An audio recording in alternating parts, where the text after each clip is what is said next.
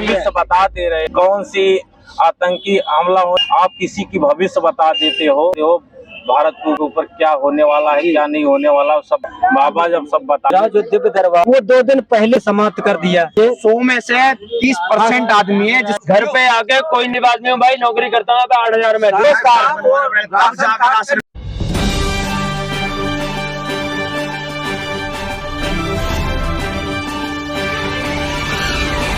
नमस्कार, mission news में आपका स्वागत है। आप खबर देख रहे हैं मिशन न्यूज नोएडा उत्तर प्रदेश से।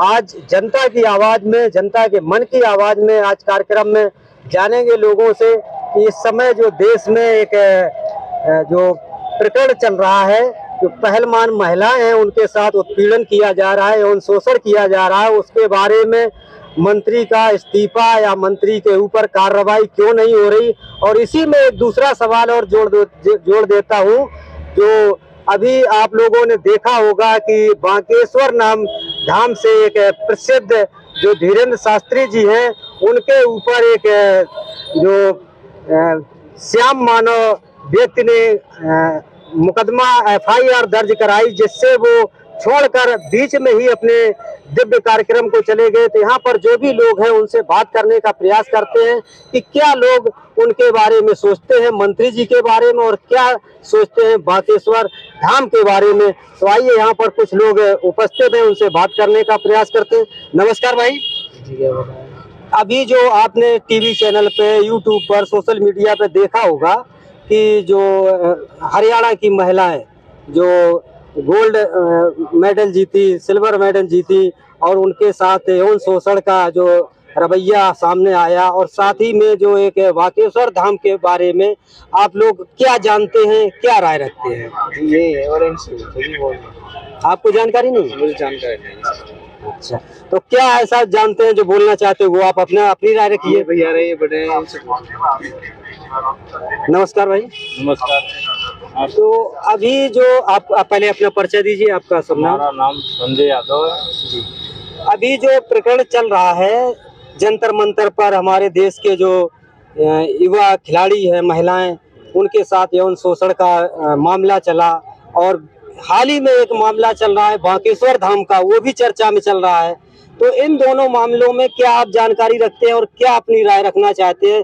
जिस तरह से एक देश के खिलाड़ियों को धरना प्रदर्शन करना पड़ रहा है और एक मंत्री के ऊपर ना इस्तीफा हो रहा, ना कोई कानूनी कार्रवाई हो रही, तो इस पर आप क्या कहना चाहेंगे?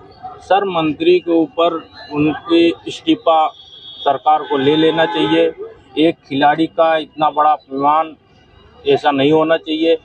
जब खिलाड़ी हैं उसमें अच्छे से अच्छे जांच होनी चाहिए जी। और ब्रिजभूषण के ऊपर पूरी कार्रवाई होनी चाहिए। क्या आपको लगता है कि ये जो मंत्री ब्रिजभूषण सिंह जी हैं, इनके अलावा जैसे अभी एक बिहार के जो शिक्षा मंत्री हैं, उन्होंने एक बयान दे दिया था मनुस्मृति के ऊपर, तो उनका इस्तीफा मांगा जा रहा। अगर यही मंत्री जी किसी SC BC या माइनॉरिटी से होते तो क्या इनके ऊपर कार्रवाई हो जाती? नहीं, कार्रवाई तो होनी चाहिए। वहाँ की सरकारें उसको जांच करके और उसमें कार्रवाई जरूर करनी चाहिए सर। और इसको आप किस तरह से देखते हैं? जैसे जो बांकेश्वर धाम के जो धीरेन्द्र शास्त्री जी हैं, जो लोगों को भविष्यवाणी बता देते हैं और पर्चा निकाल देते हैं, इस पर आप क्या कहना चाहेंगे? क्या इसमें सच्चाई है? वो दिव्य दरबार लगाते हैं। अब सर, शास्त्री जी का कोई तो होगा ही, लेकिन उनके कोई दृष्टि तो है ही है। जब आप वो देखे जाता है तो YouTube से हम लोग भी देखते हैं, क्योंकि हम लोग कभी उनके पास गए नहीं हैं जी, लेकिन जब भी देखे हैं तो कुछ सच्चाई हमको भी दिखती है। लेकिन जो श्याम मानव जी ने जो मुकदमा पंजीकृत कराया FIR, उन्होंने उनको एक ऑफर भी दिया था 30 लाख का कि वो हमारा भविष्य बता दें या जिन बंदों को हम भेजेंगे उनका भविष्य बता दें। तो वो चुनौती धीरेन्द्र शास्त्री जी ने क्यों नहीं स्वीकार की? तो इससे तो एक सवाल बनता है कि इसका मतलब कहीं ना कहीं कबूल। अब सर, उनकी चुनौती क्यों नहीं स्वीकार की है इसको तो हमको नहीं मालूम है, लेकिन अदर हम न्यूज के ही से जरिए से मैं देखा हूँ, तमाम न्यूज वाले, पत्रकार वाले सारे गए हैं, सारे उनके उनकी हर चीज़ों दिखाई गई है, सच्चाई उसमें दिखाया गया है। हम उसी से देखते हैं कि वो सच हैं। अभी एक एबीपी न्यूज के पत्रकार महोदय पहुंचे थे, तो जानकारी बाद में जब जुटाई दूसरे सोशल मीडिया के जो पत्रकारों ने, तो उन्होंने खुलासा किया कि जो उन एबीपी न्यूज के तिवारी जी की जो जानकारी बांकेश्वर धाम के धीरेन्द्र शास्त्री जी ने बताई है, वो उनकी सारी जानकारी फेसबुक पर अवेलेबल है। उसी को उन्होंने पढ़ के बता दिया। तो इसमें कहाँ जानकारी रही, क्या भविष्यवाणी रही? सर ये तो अब वही बता सकते हैं, क्योंकि वो जब उनकी जानकारी भाई वहाँ से वो जान रहे हैं, वहाँ से बता रहे हैं। लेकिन और तो पत्रकार ऐसे सारे पत्रकार न्यूज़ लगभग हर एक न्यूज़ पहुँची है वहाँ पे, सारा वहाँ अपना देखिए उनके, और सारे बताए हैं कि ऐसा नहीं है, हम सही है। हम जिसको बताए नहीं, वो मेरे नाम, मेरे भाई का नाम या उनके दादा का नाम सारे उनको बताया गया।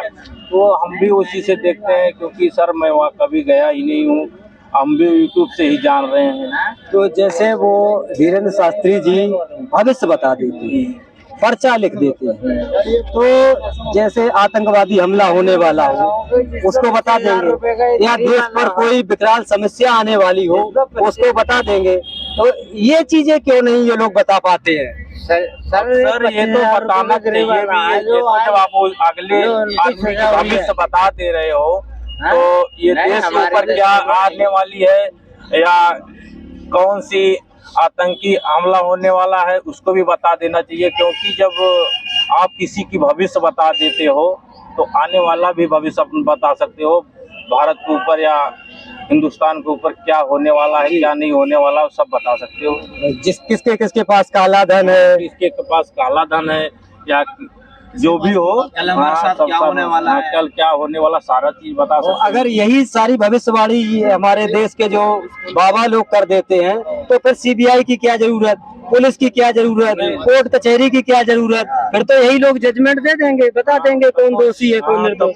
सही है सर, जब ये बाबा जब सब बता ही दे रहे हैं तो बताना ही चाहिए। इसको भी अपने आप को भगवान नहीं बता रहे, जो अंदर की प्रेरणा होती है वो बताते हैं। चलिए इसी बीच में और भी साथी हैं, उनसे भी बात करें। आपका भाई सुनिए। चंद्रशेखर, आप क्या कहना चाहेंगे? जो ये देश में दो प्रकरण अभी ताजे चल रहे हैं, एक तो महिला जो पहलवान हमारे देश की हैं, उन्होंने आरोप लगाया है, जंतर मंतर पर धरना भी रखा कि हमारे साथ यौन शोषण हुआ। जो मंत्री ब्रजभूषण जी हैं उनके द्वारा या उनके साथियों के द्वारा जो आरोप लगाया गया। दूसरा प्रकरण ताजा ये भी चल रहा है कि जो बांकेश्वर धाम के नाम से धीरेन्द्र शास्त्री जी के ऊपर उन्होंने एक ऑफर दिया था, श्याम मानव जी ने, कि हम 30 लाख रुपए का ऑफर देते अगर हमारा भविष्य बता दें। तो इन दोनों मुद्दों को आप किस तरह से देखते हैं और क्या कहना चाहेंगे? उन्होंने तो बोला था कि आने के लिए, वो तो आए नहीं श्याम मानव वहाँ पर। उन्होंने तो बोला था कि चैलेंज भी दिया था। जब सच्चाई नहीं है तो जनता इतनी वो अपने आप को बुला तो रहे नहीं है।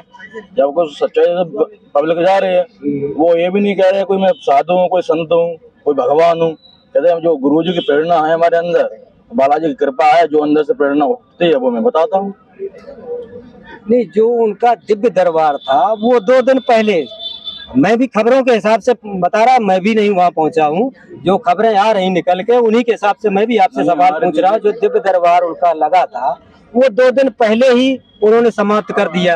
हमारे दीदी के यहाँ 1.5 महीना पहले छठारी में जी भागवत हुई थी, तो उन्होंने कहा था मेरे ऊपर भी संकट आने वाला है। तो अब आपने भी सुना होगा, ये लोग उन्होंने ही बोला था। तो कुछ ना कुछ सच्चाई है, अभी तो पब्लिक जा रही है। कोई ये तो नहीं कह रहा है कि हम कोई चमत्कार करते हैं। जो अंदर से प्रेरणा होती है तो जनता का भला हो जाता है। कौन बोला रहा तो आप क्या कहना चाहेंगे भैया? हाँ बताइए भैया, आपका सब नाम भैया बताओ जल्दी जल्दी। भैया हम ऐसे जानते हैं कि हमारी रिक्शा ना है, जो कोरियन है, जो कोरोना आना चाहिए। कोरोना आना चाहिए। पूरे हुआ है हमारे। आपकी बात नहीं समझ में आ रही, क्या कहना चाह रहे हैं? भाई साहब ये चाह रहे हैं कि जो अरे चल पकड़ ऐसा नहीं भाई साहब, यूट्यूब पे हम भी बोल रहे हैं, ऐसा नहीं है। पर लेकिन बड़े भाई ये भी हम जानकारी लेना चाहते हैं कि ये जितने भी बड़े आदमी हैं, ये इनकी जानकारी कैसे ली जाएगी। और जो आदमी ये है अपनी खेती क्यारी, जो मजदूर आदमी भी है इस चौक पे, इसके भी बेचारन की कैसे मजदूरी निकली जाएगी, चलेगा। तो ये भी तो सोचना पड़ेगा। ऐसे थोड़ी है कि भाईजान तुमने अपना कहना लगा रहा, अपना काम माना, ये मजदूर आदमी का क्या लगा रहोगे तुम, ये भी तो सोचो। बात है तो मजदूर जो गरीब लोग हैं उनके लिए सरकार राशन दे रही है, राशन दे रही है, दे रही है, किसी को दे रही है, किसी को नहीं दे रही है। क्या चीज आपको नहीं? अरे हमें नहीं मिल रही है, भूखे मर रहे हैं, गरीब आदमी क्या करें। दुनिया में लेकिन सरकार, केंद्र सरकार जो कह रही है हम 80 करोड़ लोगों को राशन दे रहे हैं। 80 करोड़ तो दे रहे हैं, लेकिन किसान को दे रहे हैं, किसी को नहीं दे रहे हैं। क्या राशन हमें नहीं दे रहा, बताओ। सब बड़ा लोग खा जाए। सब हमारा आधार कार्ड ले लो, मैं आता हूँ। बड़ा लोग खा रहा है। ये जो होते हैं खा रहे हैं, राजनीति होती है, ये सिस्टम होता है इनका। कुछ भी नहीं मिल रहा किसी को राशन। अच्छा एक चीज बताइए, 100 में से 30% आदमी है जिसको राशन मिल रहा है, बाकी नहीं मिल रहा। 100 में 30%, 70% लोगों को नहीं मिल रहा है। हमें नहीं मिल रहा जी। हमारा जो राशन कार्ड था वो भी कट गया, हमारे राशन कार्ड ही नहीं है।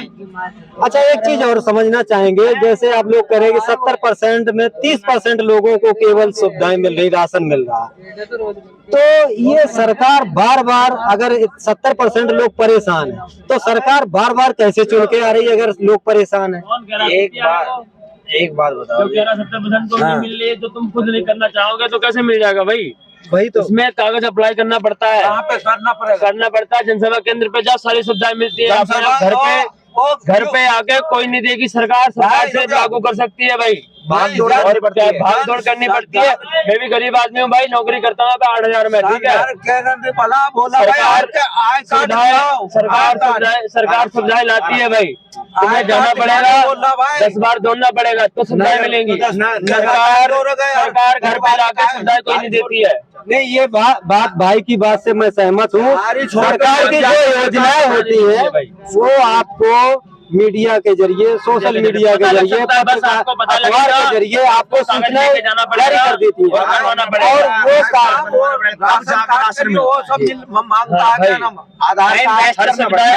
वो हर सुविधाएं मिलेंगी। प्रमाण पत्र आपको कोई भी सरकार हो, ये हो चाहे कोई भी हो, अगर कोई योजनाएं आती है तो आपको जाना पड़ेगा वहाँ तक, जहाँ इसकी सुविधाएं फॉर्म एप्लीकेशन करना पड़ता है, ठीक है, अप्लाई करना पड़ता है, तभी तुम्हें सारा सुविधाएं मिलेंगी। और तुम कहो कि सरकार हमें घर लाके यहाँ पे दे आके घर पे, तो बिल्कुल नहीं मिलेगी भाई। प्रमाण पत्र मांग रहा है सर, यहाँ का बनवाना पड़ेगा, प्रमाण पत्र मांगता, आधार कार्ड लाओ, वो एफिडेविट मांगता है, डॉक्यूमेंट बनवाने पड़ेंगे, अप्लाई करना पड़ेगा, तब तुम्हें सुविधाएं मिलेंगी। एफिडेविट क्यों मांग रहे हैं? अब तुम, जब हम नागरिक है भारत का, हमें एफिडेविट क्यों मांग रहे हैं ये मैंने बताओ। बाहर के लोग आते हैं, मान लो आपके पास आधार कार्ड है, आधार कार्ड है, हमारे प्रमाण पत्र मांग रहा, एफिडेविट मांगता, मांगेगा। इस देश के नागरिक तुम्हारे पास होना चाहिए, प्रमाण पत्र मांग रहा। अगर तुम इस देश के नागरिक हो, तुम्हारे पास प्रमाण पत्र होना चाहिए। किसके द्वारा प्रमाणित किया हुआ प्रमाण पत्र मांगा जाए? यूपी का बोल रहा आई एम प्रमाण पत्र बना कर लाओ, और क्या नाम है ये एफिडेविट लाओ। बच्चों 18 साल से ऊपर हुआ प्रमाण पत्र मांगा बनता है, प्रमाण पत्र, तो हर किसी का बनता है भाई। 18 साल का हुआ बंदा का प्रमाण पत्र बनता है। तो यूपी कहाँ से ला दूंगा आई एम प्रमाण पत्र? कहाँ के रहने वाले? मैं बिहार का हूँ। बिहार का भी बनता है, बिहार में बनेगा, बिहार में भी बनता है। तो यार यहाँ तो बन नहीं रहे हैं भैया, हम तो यहीं रहता हूँ। नहीं भैया, बिहार ये भाई, ये बिहार का बंदा, इसका आय प्रमाण पत्र है। प्रमाण पत्र बनेगा अपने बिहार से जिस जिले में आप रहते हैं, जिस तहसील में, वहाँ से आय प्रमाण पत्र बनवाइए। आय प्रमाण पत्र वहीं बनेगा। अपने यहाँ की शिक्षा होनी चाहिए, अपना कॉन्फिडेंट होना चाहिए। जो आपका जो यहाँ पर जिन्होंने अपनी वहाँ से कटवा कर यहाँ पर अपनी वो ले ली नागरिकता, यूपी में, नोएडा में, जहाँ भी रह रहे हैं, तो वहाँ से बनेगा।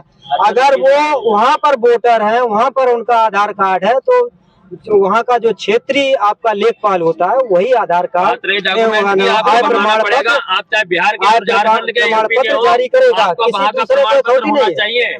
वहाँ का तो चलो है, हाँ, लेकिन यहाँ तो बनना चाहिए भाई, यहाँ तो मिलना चाहिए। यहाँ नहीं, अगर आपके बिहार का आधार कार्ड है तो वही की आईडी बनेगी आपकी। अगर तुम आपका बिहार के रहने वाले हो, यहाँ का आधार कार्ड है तो नहीं बनेगा भाई। मिलेगा और क्या चाहिए। सरकार की गलती नहीं है, हमारा तो बना ही नहीं है। जो आदमी सोचते हैं कि हमें घर बैठे सब चीज मिल जाए, गलती इंसान की है जो खुद नहीं करना चाहते कि घर पे मिले। भाई नहीं मिल सकता है। 5 मिनट सरकार निगम में जाने में, फॉर्म भरने में 2 मिनट में राशन आ जाएगा। सबको मिलता है, सरकार सुविधा देती है, लेकिन क्या है उसमें अपना भी कुछ दान करना पड़ेगा। ठीक है, टाइम बर्बाद करना पड़ेगा, तो होता है इन कामों में, तब टाइम भाई होता है, हर चीज मिलेगी। प्रमाण करेगा ये तो प्रमाण आपका, अगर तुम बिहार के हो भाई, आपको बनवाना पड़ेगा। आएगी जात भी, निवास भी। कहाँ से बना? अपने बिहार से आओ, बिहार में बनवाओ। यहाँ नहीं बनवा है, बिहार में बनवाओ।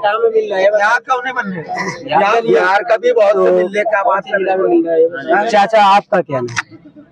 हम का कहे भाई साहब, हम तो बिहारी आदमी है। नहीं तो बिहार ही है तो क्या हुआ है, तो देश के भारत के हमारा तो एजे के आधार कार्ड बात सब है, बाकी हमारा कुछ नहीं मिल रहा है।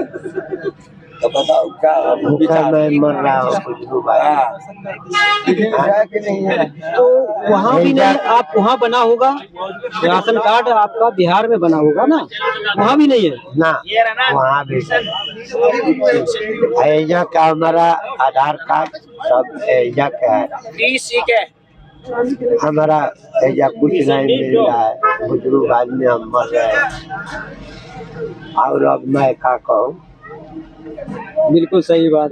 तो देख सकते हैं आप लोग, जो लोग अपना अपना राज्य छोड़कर दूसरे राज्यों में काम काज, नौकरी, रोजी रोजगार के लिए भटक रहे हैं या कर रहे हैं, उनके लिए बहुत बड़ा एक संकट है। मुद्दा मैंने दूसरा छेड़ा था, लेकिन यहाँ पर जो लोगों की समस्याएं हैं वो दूसरे मुद्दे के तौर पर लोगों की आर्थिक, सामाजिक, इस तरह की करो जो समस्याएं आ रही हैं, वो लोगों का राशन पानी से संबंधित, क्योंकि कुछ लोग बिहार के हैं, कुछ लोग यूपी के हैं, कुछ लोग दूसरे राज्यों के हैं, और उनको ना वहाँ पर राशन मिल पा रहा, ना यहाँ पर मिल पा रहा। तो ये बहुत बड़ी एक समस्या आ रही है सामने। तो सरकार को एक ऐसा कोई कानून बनाना चाहिए, नियम बनाना चाहिए, जिससे कहीं भी भारतवासी रहे उसको वहाँ पर ही राशन मुहैया होता। नमस्कार सर जी, सभी को मेरी तरफ से। मैं जिसन मोहम्मद ताहिर बोल रहा हूँ जी। हम ये अपना प्रोग्राम जो करते हैं, ये कोई जादू या मंत्र नहीं है, सिर्फ हमारे हाथों की एक कला है जी। हम सिर्फ अपने पेट पालने के लिए इस प्रोग्राम को करते हैं जी। और इस काम को जो है सड़क पर, रोड पर कहीं हम दिखाते हैं तो हमें पुलिस जो है इस काम को रोकती है। हमारी सरकार से दरख्वास्त है कि हमें इस काम को करने से रोका ना जाए। अच्छा, एक चीज नहीं समझ में आई, आपने कहा कि हमें पुलिस रोकती है जी। और ये जो बड़े बड़े दिव्य दरबार लगाते हैं, अभी हाल ही में बांकेश्वर धाम का जो मामला चल रहा है, तो उन्होंने एक दिव्य दरबार लगाया था और 2 दिन पहले छोड़कर भाग गए। वो तो उन लोगों को क्यों नहीं पुलिस परेशान करती है? आप भी एक मतलब अपना रोजी रोटी गुजर बसर करने के लिए ये जो भी कलाएं दिखाते हैं, लेकिन वो लोग तो लोगों का शोषण करके अपनी तिजोरियां भरने के लिए काम करते हैं। तो ये दोहरा मापदंड कैसा, दोहरा कानून कैसा? सर ये तो ये सरकार जो है, ये सरकार ही ऐसा कर रही है। सरकार जो है अलग अलग भेदभाव करती है और गरीब आदमी को अक्सर परेशान किया जाता है। वो लोग जो है वो बड़े आदमी है, उनकी तरफ से सरकार को मुआवजा मिलता है, सरकार के पास फंड जाता है, तो वो उनको कैसे रोकेंगे? हम गरीब आदमी है, हम कुछ कर नहीं सकते, इसलिए हमें इस प्रोग्राम को करने से हर जगह रोका जाता है, टॉर्चर किया जाता है। इसीलिए मेरी आपसे सभी से निवेदन है कि हमें इस खेल की परमिशन दी जाए और इस खेल को हमारा कहीं रोका ना जाए। धन्यवाद। तो देख सकते हैं आप लोग किस तरह से गरीब आदमी का शोषण किया जाता है, और वही अगर आदमी ऊंचे पैमाने पर है, नेताओं से अच्छी खासी पैठ है, सरकार से पैठ है, तो वो खुलेआम लोगों का शोषण कर सकता है। जैसे कि उदाहरण के तौर पे मैं दावे के साथ कह सकता हूं, धीरेन्द्र शास्त्री इस देश को, इस प्रदेश को, कई एक प्रदेशों की जनता का शोषण कर रहे हैं, लोगों को परेशान कर रहे हैं, लोगों को लूट रहे हैं, लेकिन उनके ऊपर कोई कानूनी कार्रवाई नहीं होगी। और ऐसे हमारे ताहिर जैसे छोटे छोटे जो भाई कलाकार कला के मनोरंजन करके लोगों का मनोरंजन करते हैं और अपने बच्चों का पेट पालने का काम करते हैं, उनको पुलिस भी परेशान करती है और इनका शोषण भी किया जाता है। तो ये दोहरा कानून नहीं होना चाहिए, एक देश एक कानून होना चाहिए, समान अधिकार होना चाहिए। तो मेरा शासन प्रशासन से विशेष अनुरोध है कि सभी छोटी से छोटी और बड़ी से बड़ी समस्याओं का समाधान सुचारू रूप से किया जाए और ऐसे हमारे भाई जो अपने जीवन यापन गुजर बसर बच्चों की कर रहे हैं, इनके साथ भी कोई भेदभाव ना किया जाए। इसी के साथ मैं अपने वीडियो को समाप्त करता हूं। कैमरामैन शिवम के साथ मैं दिनेश चंद। जय हिंद, जय भारत, जय संविधान।